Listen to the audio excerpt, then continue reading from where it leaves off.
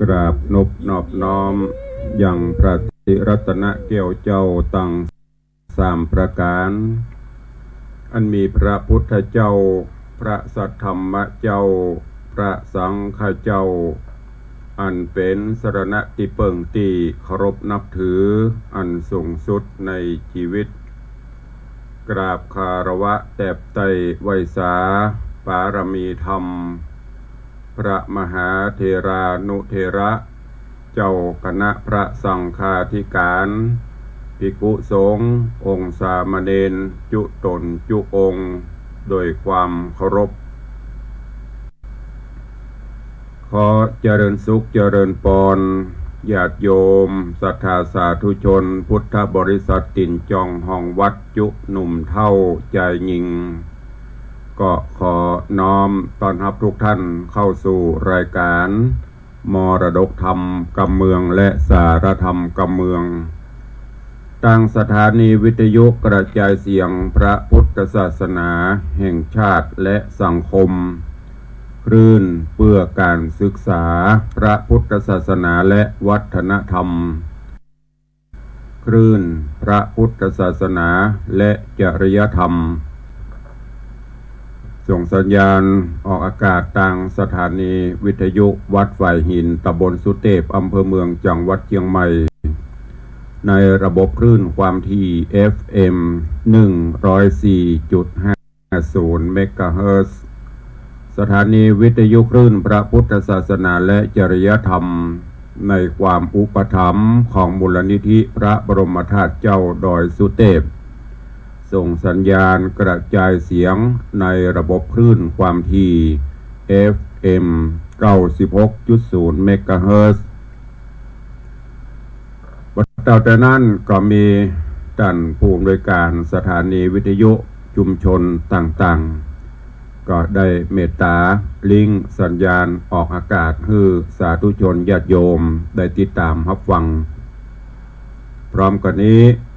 ก็ขอยกมือ10 นิ้วกราบถวายการต้อนรับและเจริญพรต้อนรับครูบาอาจารย์ท่านเจ้าภิกขุสงฆ์องค์เณรตลอดจนญาติโยมศรัทธา FC แฟนรายการที่ได้เข้ามาติดตามรับชมรับฟังทาง Facebook ไลฟ์สดของสถานีมรดกธรรมวัดวังสิงห์ค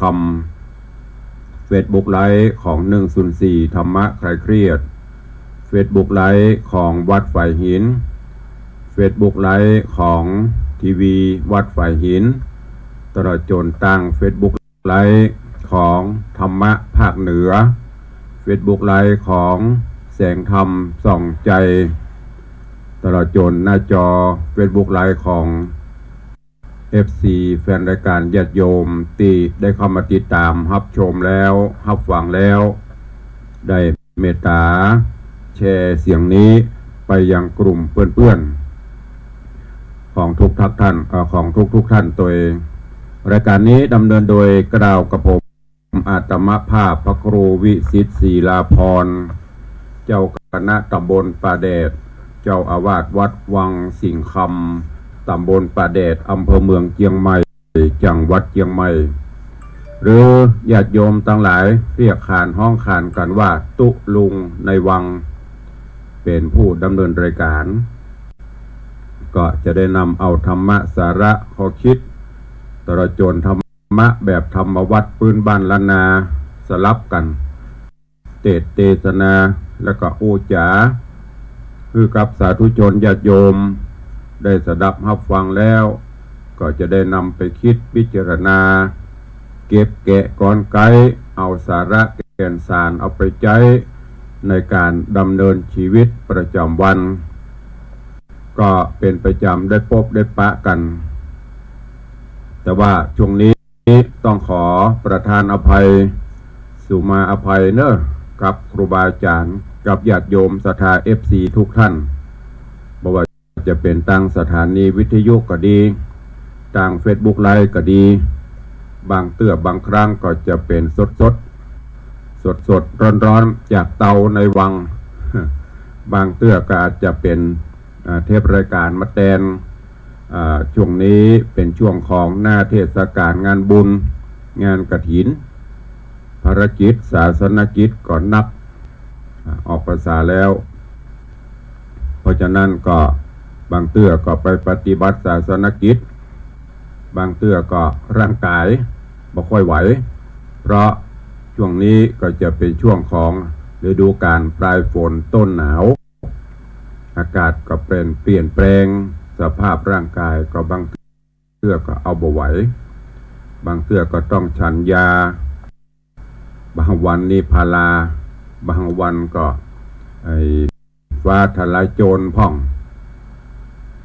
ถามว่าได้พักก็เกือบไม่ได้พักอย่างตะวาก็คณะสงฆ์จังหวัดเชียงใหม่วันนี้พิธีสามีจิกรรมก็คือสุมากรวะขอศีลขอพรในช่วงการออกพรรษาของคณะสงฆ์จังหวัดเชียงใหม่ โดยการนำของพระเดชพระคุณหลวงพ่อท่านเจ้าคณะจังหวัดร่วมกับพระเถระตั้งแต่ทุกระดับชั้นไปรวมกันที่วัดพระสิงห์เพื่อสามีจิกรรมสุมาคารวะพระมหาเถระผู้อาวุโสอันเป็นหีดเป็นหอยที่ได้ปฏิบัติกันมาประกอบกับตุลุงก็ต้องไปจัดเตรียมสถานที่งานบุญบารมีที่วิหารหลวงปู่บ้านอาจารย์วรินทร์เพิ่นก็มีพิธีกรรมต่างๆก็เลยทำมือบ่ได้จัดสดๆเนอะต่างวัดก็ดีจัดต่างบ้านเพิ่นก็ดูแลก็บางครั้งก็ร่างกายเมื่อยล้าศรัทธาก็จะถามว่าตุลุงไปที่ไหนก็ไม่ได้อยู่ไม่ได้นะทำงานวันนี้ก็เช่นเดียวกันหลังจากจัดรายการเสร็จฉันเจ้าเสร็จก็ต้องเดินทางไปฉลองศรัทธาวันนี้ที่วิหารหลวงปู่บ้านอาจารย์วรินทร์ก็จะมีพิธีเททองหล่อพระพุทธรูปปางลำพึงเททองหล่อรูปเหมือนพระครูบาเจ้าศรีวิจัยสิริวิจโย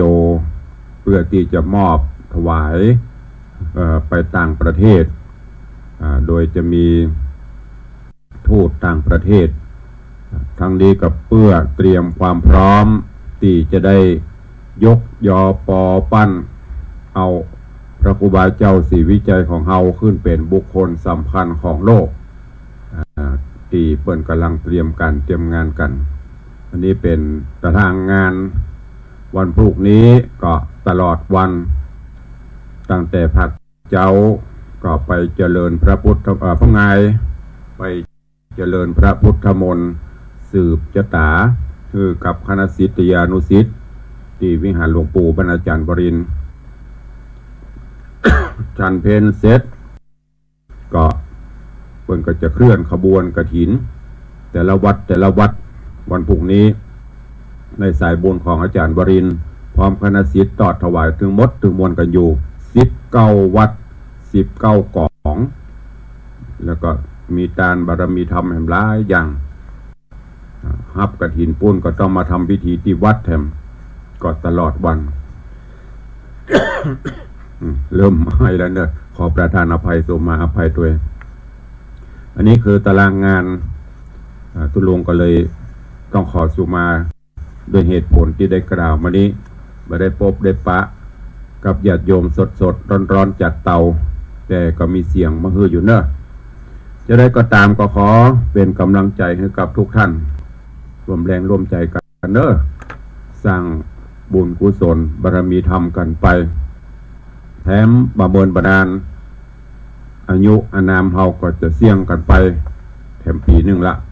เดือนนี้เข้าสู่เดือนที่11แล้วเพิ่มแป๊บเดียวพฤศจิกายนละเดือนหน้าก็จะเป็นธันวาคมแล้วก็จะเสี่ยงไปอายุของเฮาก็จะหมดไปเสี่ยงไปแถม1 ปีดังนั้นญาติโยมทั้งหลายในช่วงที่เฮายังมีสุขภาพร่างกายมีกำลังวังชาอยู่ดีมีสุขอยู่นี้ก็ขอให้สร้างคุณงามความดีปั่มเปงปารมีธรรมไป เก็บสะสมแต้มบุญของเฮาไปดังที่ครูบาอาจารย์ได้เตือนได้บอกตุลุงก็เคยนำมาเล่ามาเตือน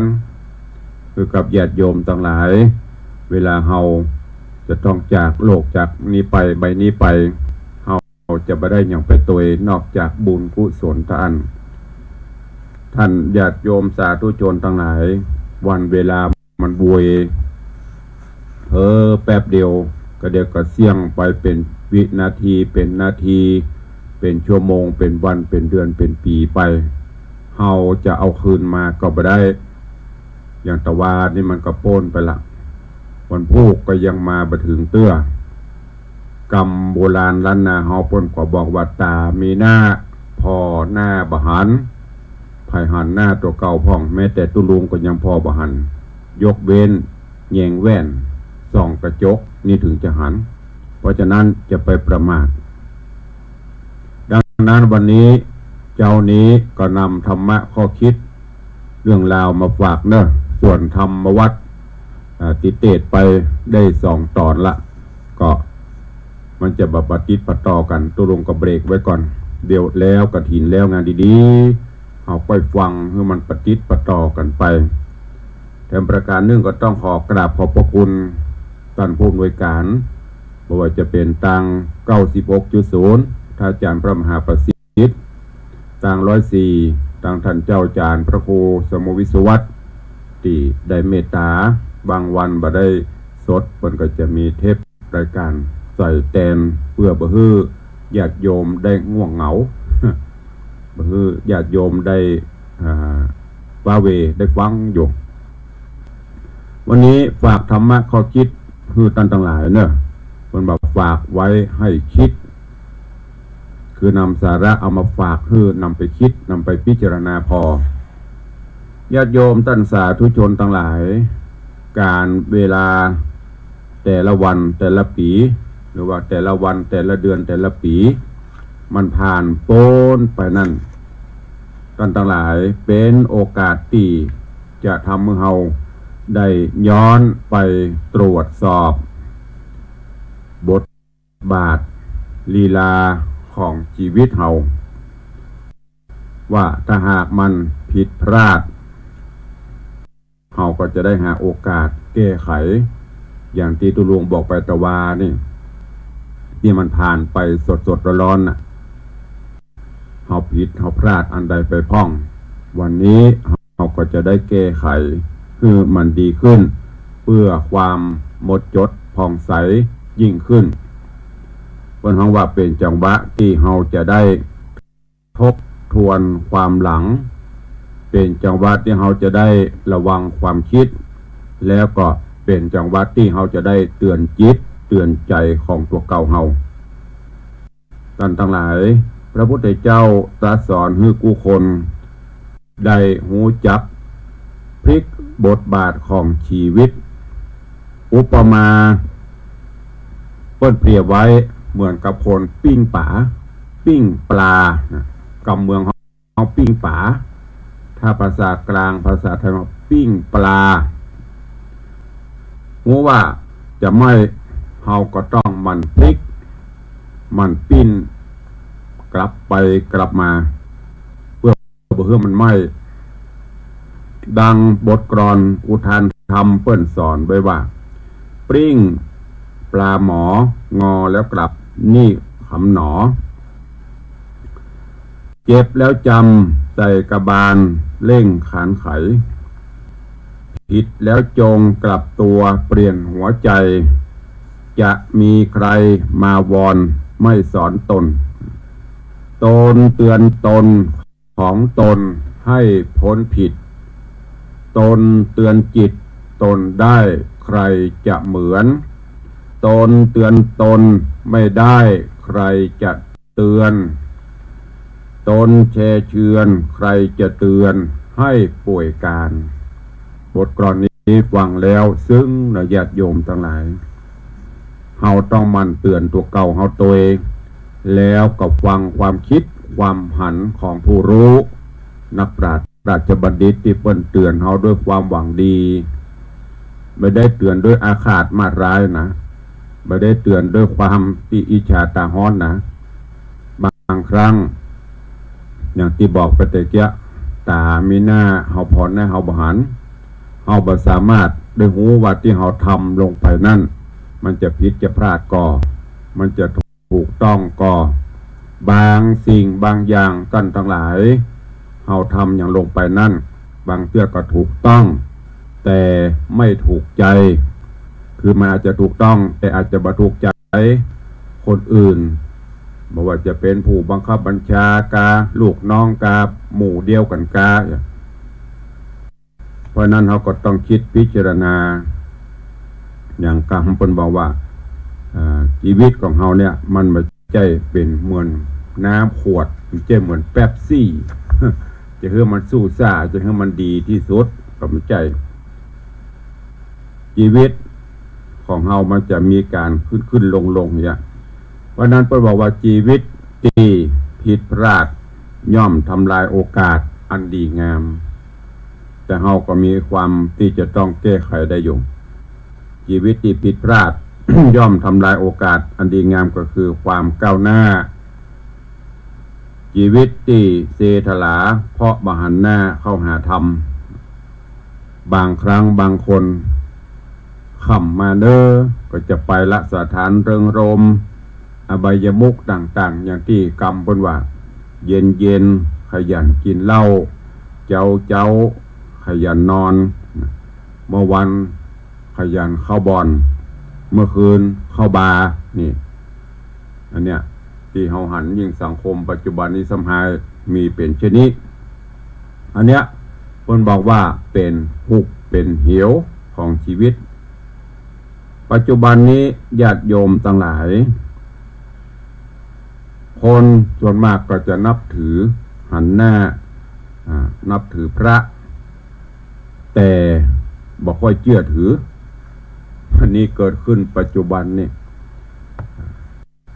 นับถือเข้าหาพระแต่บ่ค่อยนับถือทั้งที่เฮามีพระพุทธเจ้าเป็นผู้นำมีพระธรรมเป็นแผนที่มีพระสงฆ์เป็นผู้ชี้แต่ชีวิตเฮาก็ยังมีปัญหา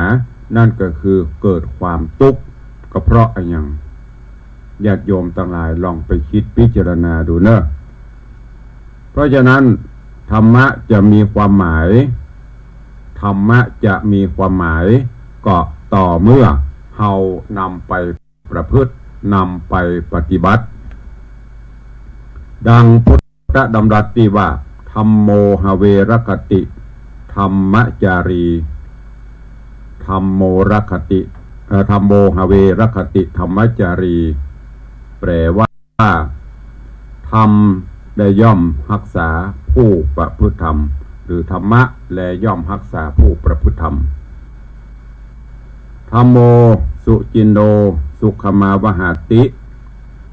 ธรรมอันบุคคลผู้ปฏิบัติแล้วนำสุขมาหือ สิ่งเหล่านี้มันไม่สามารถจะบ่งบอกออกมาเป็นตัวเป็นตนได้เราจะต้องรู้ได้เฉพาะตนใครปฏิบัติคนนั้นก็ย่อมจะทราบซึ้งคนนั้นก็ย่อมจะรู้ได้สังเกตได้อย่างครูบาอาจารย์พระเจ้าพระสงฆ์เปิ่นประพฤติปฏิบัติธรรมหรืออุบาสกอุบาสิกาที่ไปประพฤติวัดปฏิบัติธรรมที่เขาได้ยินว่าไปปฏิบัติธรรมนะ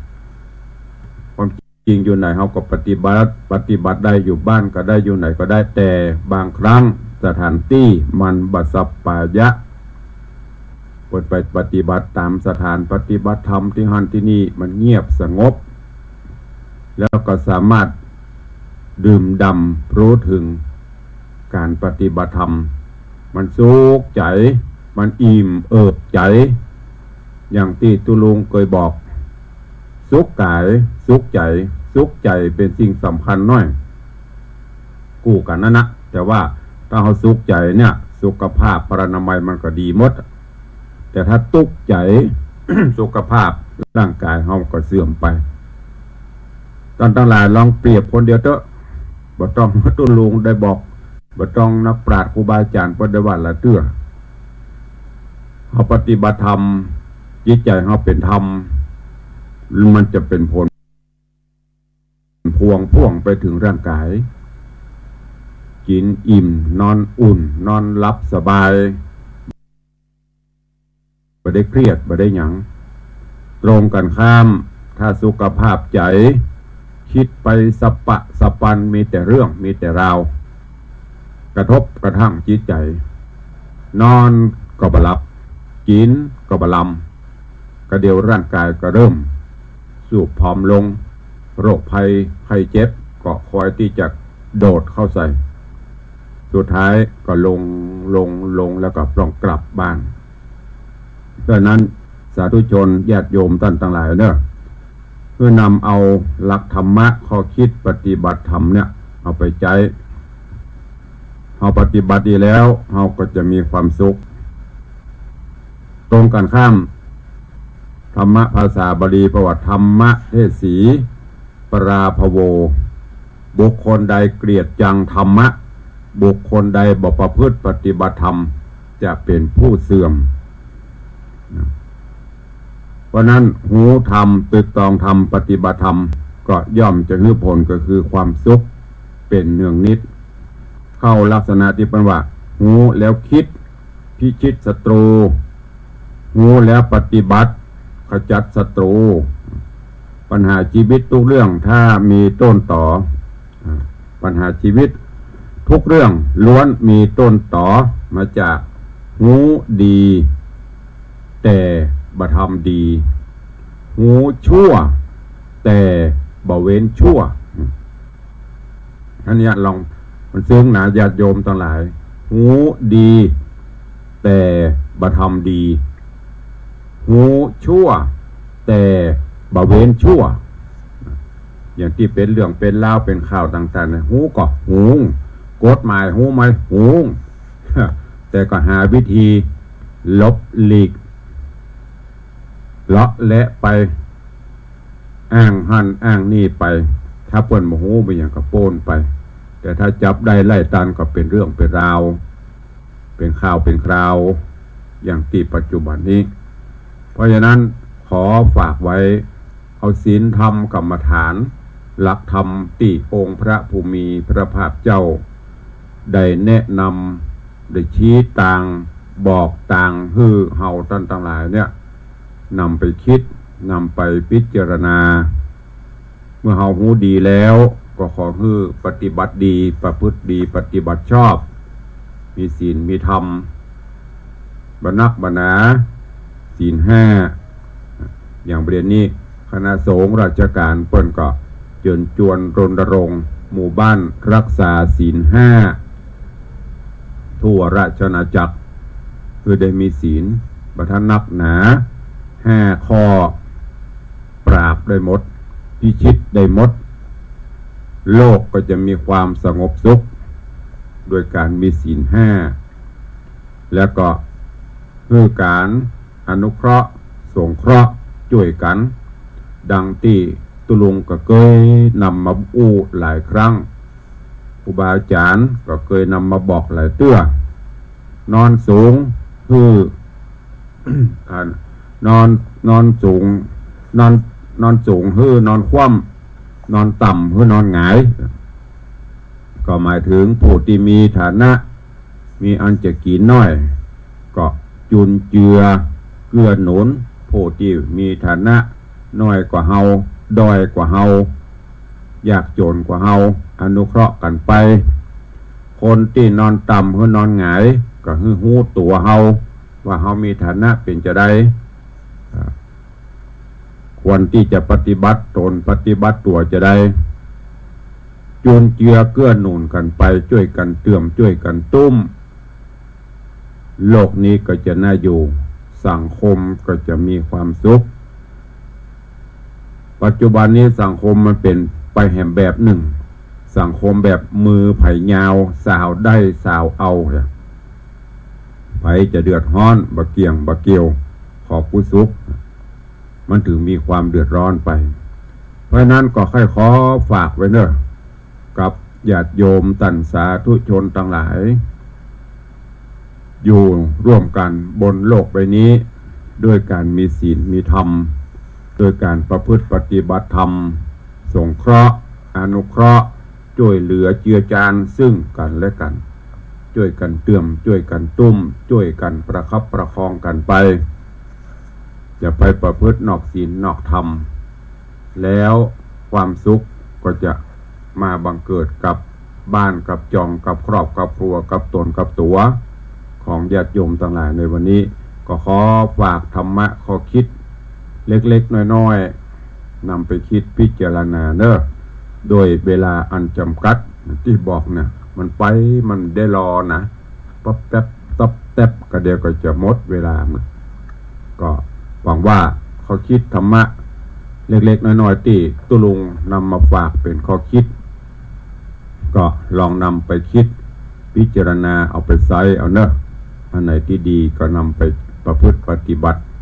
พิคิดพินิจพิจารณาตึกตรองเอาเองหันว่าเป็นสิ่งที่ดีก็นำไปปฏิบัติแล้วสิ่งดีๆก็จะเกิดขึ้นพอออกไม่ออกศรัทธานาบุญทั้งหลายดังที่ได้กล่าวแต่ต้นว่าช่วงนี้เป็นช่วงของเทศกาลงานบุญมหากุศลการทำบุญทอดกฐินเพราะว่ามีโอกาสเวลาเพียง1 เดือนเสี่ยงไปละ 2-3 วันละจะไปสิ้นสุดท้ายวันที่27ถ้าจำบ่ผิดวันที่27ก็สิ้นสุดงานเทศกาลกฐินคือวันสุดท้ายก็คือวันเดือนยี่เพ็งวันลอยกระทง เป็นวันสุดท้ายดังนั้นจะเห็นว่าช่วงนี้แต่ละวัดแต่ละวาแต่ละที่ก็จะมีเศรษฐีใจบุญในทุนใจดีอุบาสกอุบาสิกาผู้เคารพนับถือเลื่อมใสในพระพุทธศาสนาก็จะร่วมกันถวายทานกฐินแต่เราพาเป็นวันเสาร์ วันนี้วันเสาร์วันพุธวันติดนี่ก็จะนักวันเสาร์วันติดนี่นักหลายวัดหลายวาโอกาสนี้เนอะตุลุงก็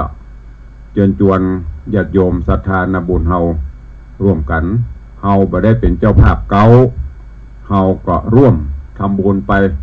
ตามกุศลจิตเจตนาศรัทธาสร้างบุญกุศลแล้ว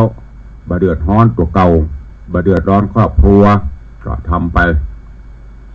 มันบ่มีร้อยใหญ่ตุลุงบ่มียกมือ10 นิ้วอนุโมทนาสาธุในบุญกุศล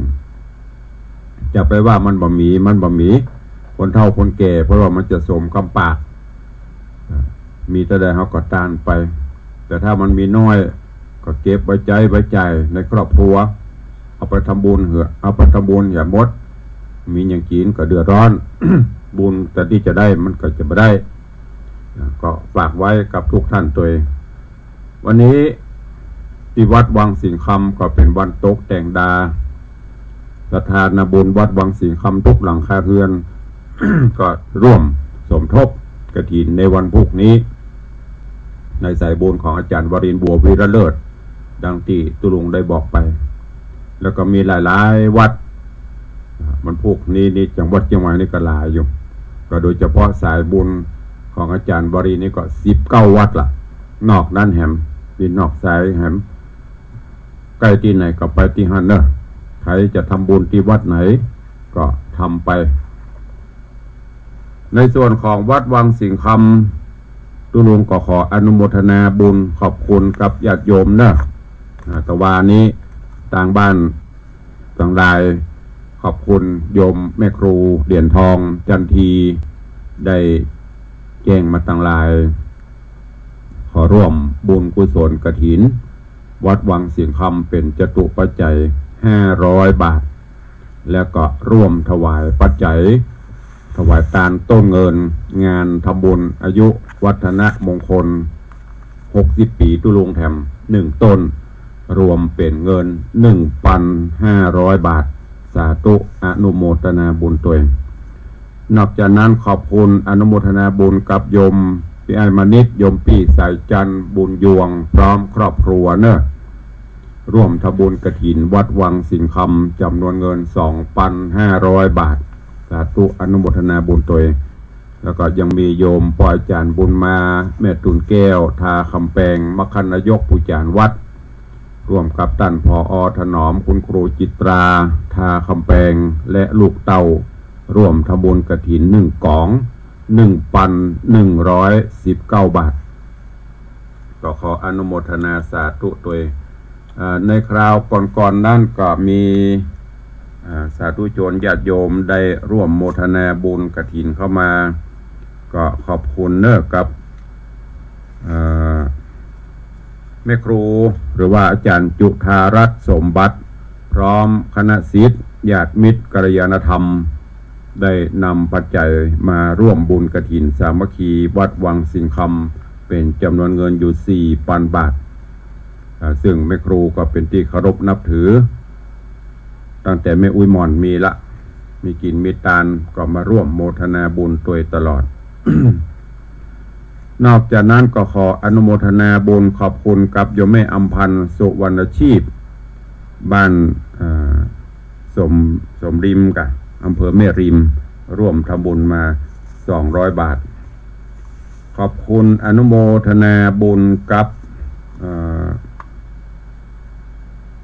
โยมแม่แก้วดีเกษมโยมแม่แก้วดีเกษมโดยสเก็ตแม่อุ้ยหม่อนร่วมทำบุญกฐินของวัดวังสิงคำ500 บาทแล้วก็ร่วมถวายสังฆทานงานทำบุญอายุตุลุงแถม 2,500 บาทเนอะก็ขอบคุณตัวนอกจากนั้นก็มีคุณโยมนัทพจน์จักรนรินทร์สารปีร่วมทำบุญกฐิน500 บาทร่วมทำบุญพิมพ์หนังสือที่ระลึกงานทำบุญอายุตุลุงแห่ม500 บาทแล้วก็ร่วมทำบุญสังฆทานงานทำบุญอายุวัฒนมงคลตุลุงแห่ม1 ชุดเป็นเงิน 2,500 บาท จากนั้นขอบคุณอนุโมทนาบุญกับโยมแม่จันตาคำจินะบ้านเหล่าปะฝาง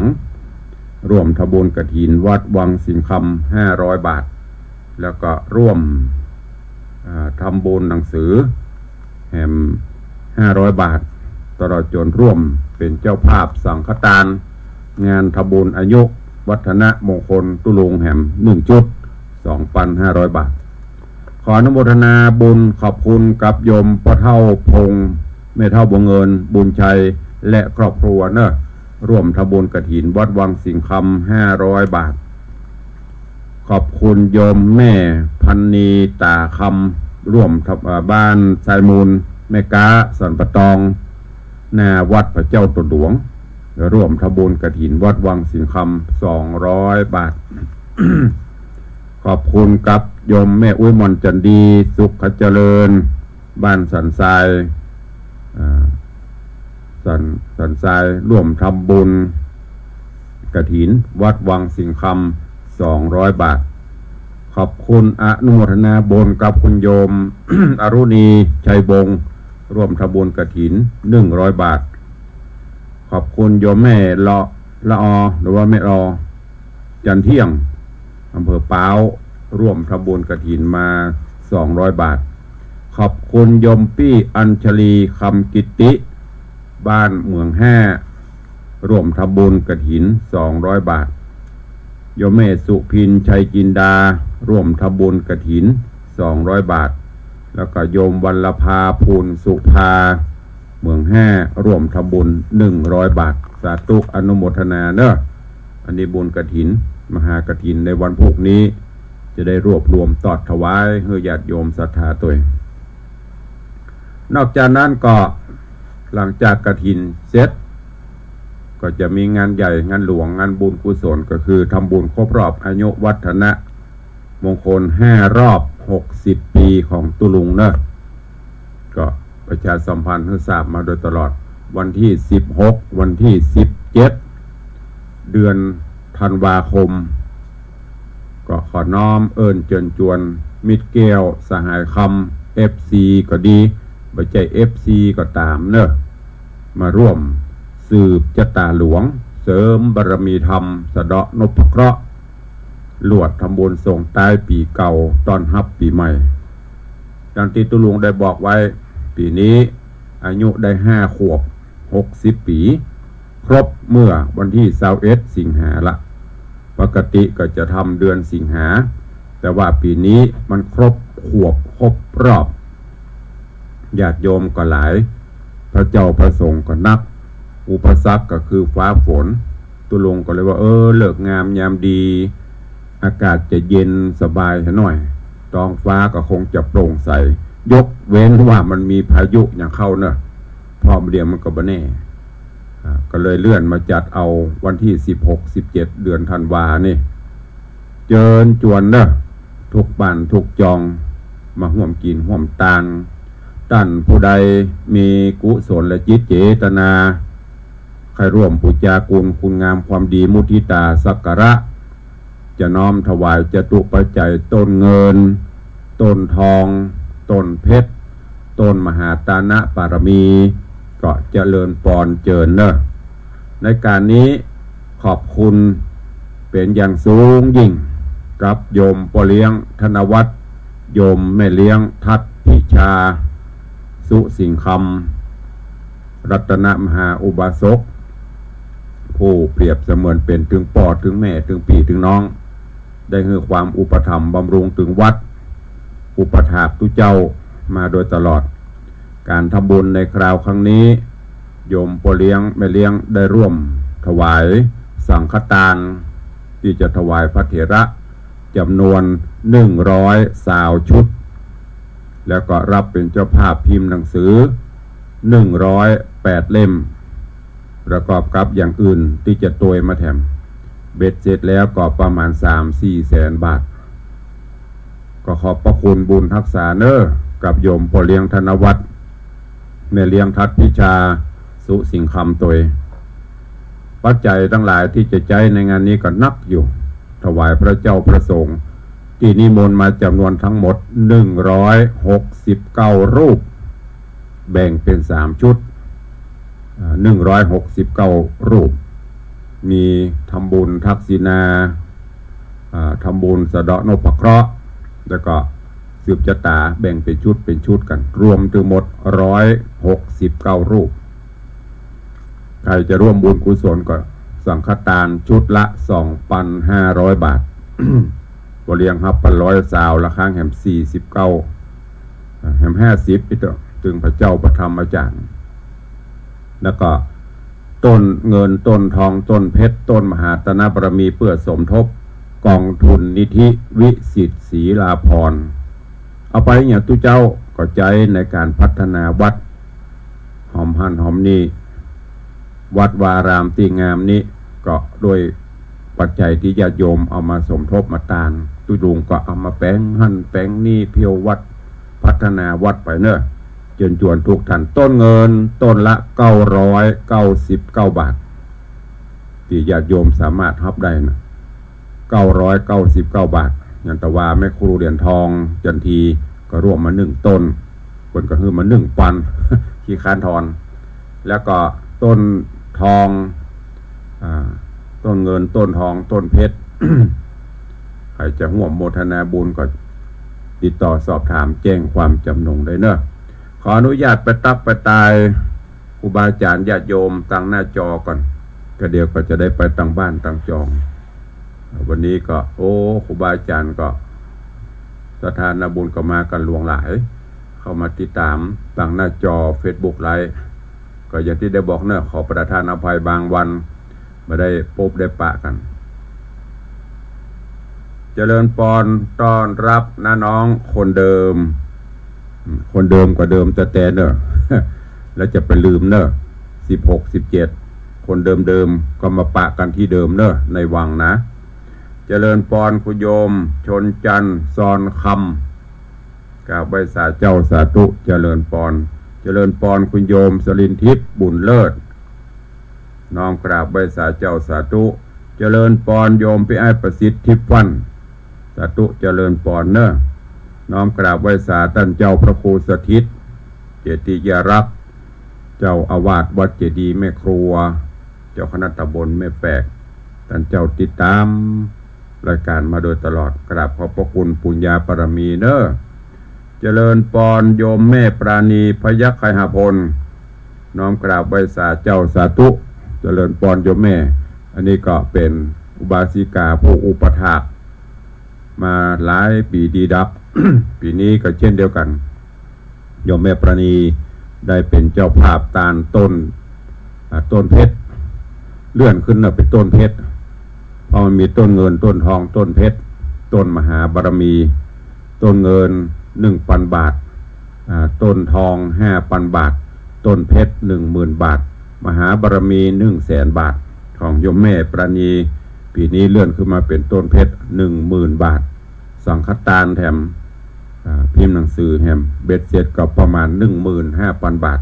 สาธุอนุโมทนาบุญด้วยเนอะกับโยมแม่ประณีพยัคฆ์ไคหพลตัวเจริญปอนเป็นนานล่าเป็นนานจรันปิยจันทร์โดยซิววันนี้แฮปปี้เบิร์ธเดย์เนอะอายุวัฒนะมงคลของพี่นานก็ว่าของแม่บ้านพุ่นนะลืมไปละเบิ้ลแมลงจะเอาหลอดไฟมาถวายก็คงจะเป็นวันนี้มีกิจกรรมนักเหมือนกันเนอะพี่นานเนอะเมื่อวันนี้ไปบ้านอาจารย์เสร็จแล้วฉันเพลเสร็จก็ปิกมาเตรียมสถานที่ที่วัดภาคค่ำวันนี้เวลาประมาณ 5-6 โมงก็จะมีการแห่กฐินรอบหมู่บ้านแล้วก็มีพิธีสมโภชกฐินตัวถ้าแบบว่างก็พุ่นเนอะกินข้าวแรงแล้วมาก็ได้ไปนั้นกินข้าวแรงแล้วก็รวดมาร่วมพิธีปิกอันนี้หน่อยประมาณสักทุ่มสองทุ่มก็ปิกได้อยู่เจริญปอนครูบอยเทพประสิทธิ์เนอะสาธุมันพบแมลงนี่ห้ามดื่มเนอะแมลงนี้คณะเทพประสิทธิ์ต้นหวดแห่กล่องต้มกล่องเนไปขัดเต้นเต็มที่ญาติโยมปีติยินดีไผ่ค่อยลำไผ่คัดเต้นจะแห่ขบวนออกจากวัดแล้วก็เลี้ยวซ้ายขึ้นตามถนนสายริมปิงอ้อมสายในเลี้ยวซ้ายเข้าถนนสายในมาจนถึงเขตติดต่อบันตาเลี้ยวซ้ายออกสู่ถนนสายริมปิงเลี้ยวซ้ายเข้าวัดเลี้ยวซ้ายเข้าประตูซ้ายตลอด เบิ้ลเอาเต็มที่เนอะเอาจนแก้มปูดนะ ขอบคุณครูบอยวันพุธก็เช่นเดียวกันคณะเทพประสิทธิ์ต้นเฮือดของครูบอยเป็นกล่องบรรเลงกล่องตึงนงแห่ฟอนเล็บฮับคณะกฐินขอบคุณตัวเนอร์ทุกงานทุกครั้งก็มาร่วมบารมีธรรมด้วยกันเจริญปอนขอบคุณโยมประภักโยมประภักสี่ภริยาของพี่ไอ้มณิษฐ์หรือว่าท่านอดีตท่านสทมณิษฐ์นี่ก็ร่วมบุญกุศล 2,500 บาทถ้าจะเติมก็ได้นะไม่เลี้ยงเนอะ จะเติมก็ได้ไม่มีปัญหาไม่ขัดข้องวันนั้นปวดต้นไปละมาช่วยดาครัวตัวสาธุขอบคุณเนอะเจริญปอนคุณโยมเกษณีชัยเทพไวสากำลังติดตามรับฟัง ได้แชร์ไปแล้วเนอะแชร์ไปตัวแล้วก็วันที่16-17ก็ไปลืมเนอะพี่เกษณีแปลงต้นมาด้วยเนอะแปลงต้นใหญ่ๆใส่บนของพี่เกษณีชัยเทพโดยเจริญพรยายเพลิน เพื่อนเกษตรกราบไหว้สาเจ้าสาธุเจริญพรโยมปีอัญชลีคำกิติสาธุเนอปีเนอร์รวมบุญกฐินมาประกาศอนุโมทนาไปละเสร็จกฐินแล้วก็เตรียมต้นใหญ่เนอะ16-17ปากันเข้าวังต่อโอ้ถวายการต้อนรับเนอะท่านเจ้า จันประหลัดทุกพี่หวานครูบาหวานชื่อห้องชื่อง่ายๆเพิ่นท่านเจ้าวาดวัดน้ำโจท่านประหลัดอดุลเพิ่นห้องกันครูบาหวานทุกพี่หวานแต่หวานตึงจิตตึงใจน้ำจิตน้ำใจประเสริฐเป็นพระนักพัฒนาวัดน้ำโจอยู่ไหนอยู่ใกล้วัดวังสิงคำเนี่ยข้ามน้ำปิงไปลายปิงไดปุ่นนะโอ้วัดเปิ้นม่วนแล้ววัดเฮากันเนอะไปดูการพัฒนาเปิ้นท่านเจ้าก็เป็นพระนักพัฒนารูปหนึ่งแปลงหั่นแปลงนี่เหมือนเดียวกันนะเนี่ยชีวิตทุกเจ้าอยู่บ้านท่านอย่านิ่งดูดายปั้นงัวปั้นควายให้ลูกไปเล่นขอบคุณเนอะวันนี้ท่านเจ้าอาจารย์พระประหลัดอดุลสุรปัญโยทุกพี่หวานท่านเจ้าวาดวัดน้ำโจ ตำบลดอนแก้วได้เข้ามาแวะมาเยือนมาเป็นกำลังใจตัวเองกราบขอบพระคุณเนอะเจริญปอนโยมเพชรกราบไหว้สาเจ้าเตรียมเนอะเอาดอลลาร์มาเนอะ เ เตรียมดอลลาร์ถ้าอยู่ต่างประเทศก็ส่งมาได้ไม่มีปัญหาปีนี้พร้อมกันเนอะ60 ปีตุลุง เจริญปอนโยมพี่แสงล่าแก้วมาลีสาธุเจ้านี่ก็ปีมือแตนแม่อุยมอนตัดจ่อตัดตุงแปลงควักแปลงสับปะ 2-3 วันช่วยกันดาครัวจะตาดาครัวอย่างเสียดไปละเบิ้นก็ทำติดอย่างก็มาช่วยกันทั้งวัดเนอะทำความสะอาดศาลาด้านเหนือตุลุงบริยูก็ฝากปีๆเขาเนอะช่วยกันเจ็ดช่วยกันถูเดี๋ยวมาตอนจะมาดูขอบคุณตัวโยมปีแสงลากเดียวมาลีแม่ปันมีงานฟังอยู่ดูอยู่แต่อู้ไปได้เจริญปอนไปไอ้ใจเพชรชยาเบิ้มการันตีตะวาเปิ้นมาถ่ายทำไอ้ยังก็สคริปต์หรือว่าถ่ายคำเปิ้นห้องอะไรอย่างประชาสัมพันธ์โอ้ดูแล้วติดใจยอดเยี่ยมยอดเนอะไอ้เบิ้มเนอะก็เดี๋ยวแล้วนี่ดีๆจะฮื้อมาถ่ายเจิญจวนงานอายุวัฒนมงคลแต่ว่านี่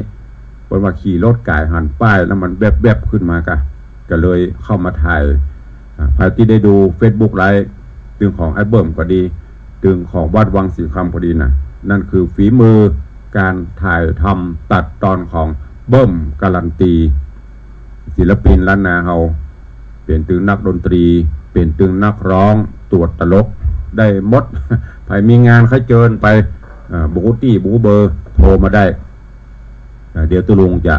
เอาเบอร์ฮื้อตุลุงจะประสานฮื้อไปเป็นอย่างก็ดารารับเชิญพวกเรา